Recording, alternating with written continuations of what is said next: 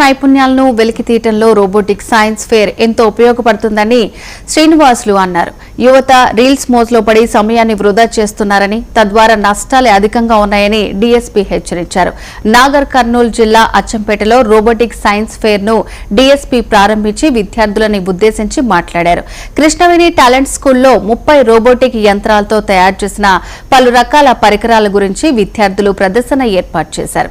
ఈ కార్యక్రమంలో Krishnaveni talent school director Srinivas Reddy, Raghuveerachari Sharma, Mallareddy, Raj Kumar Reddy, principal Harish Kumar, ఉపాధ్యాయులు, విద్యార్థులు పాల్గొన్నారు. మీ కాన్సంట్రేషన్ అంతా ఓన్లీ స్టడీస్ మీద ఉండాలి.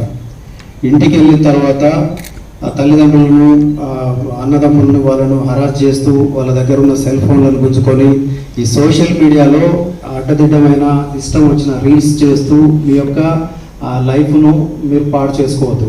మెయిన్ స్టూడెంట్స్ అంతా ఈ రోజుల్లో మేము అబ్జర్వ్ చేస్తున్నాము, ఎక్కువగా తల్లిదండ్రులు బాగా ఇబ్బంది పెడుతూ ఉన్నారు.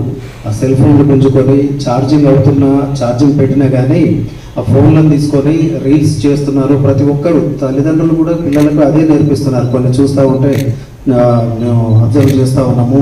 అవంతా మీ యొక్క ఫ్యూచర్ లైఫ్కు స్టడీస్ మీద కాన్సన్ట్రేషన్ పక్కకు పెట్టేసి ఓన్లీ ఆ రీల్స్ మీద, వాటి మీకు వచ్చే లైక్ల మీద మీరంతా ఆధారపడుతున్నారు.